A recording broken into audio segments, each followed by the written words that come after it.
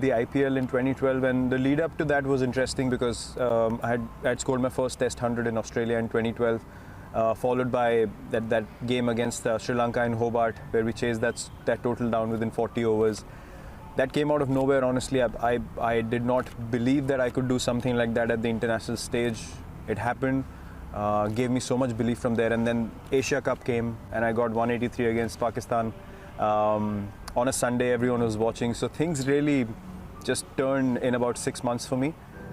But I forgot the basics of the game. I started becoming more desperate, and I thought, this IPL I'm going to dominate everyone. But the moment IPL started, a few games which didn't go my way, and my mindset completely dropped to the other end. I was eating anything that came in sight. I was finishing candy packets, 40 pieces a packet. I would finish 3 packets a week. I was eating horribly, sleeping horribly. My habits were all over the place. And I finished IPL. I remember I went home, came out of the shower first day, and I saw myself in the mirror and I was ashamed.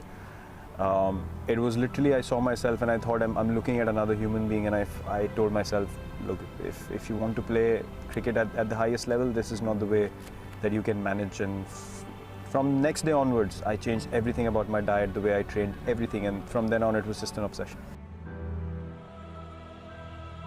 Look, when I step onto the field, I have to believe that I'm the best, because my mindset, as I said, was very clear from the first time I started playing this game.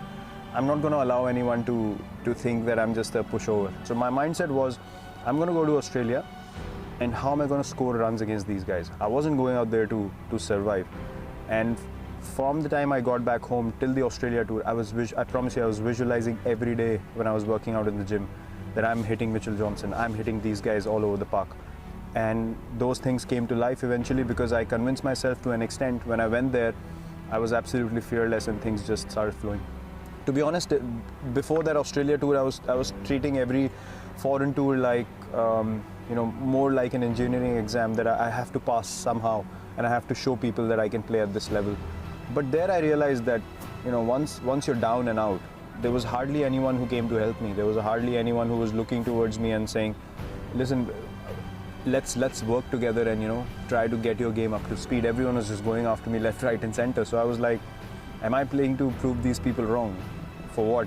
I've got nothing to do with them, and they literally have nothing to contribute in my life. So I went back home. I was down for quite a bit.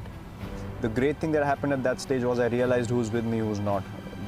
Things were filtered to an extent that I just got so relaxed when I went back home. I was like, okay, I've hit rock bottom now. No one believes in me. Everyone thinks I should not be playing Test cricket. So what can I do? I can just work as hard as I can.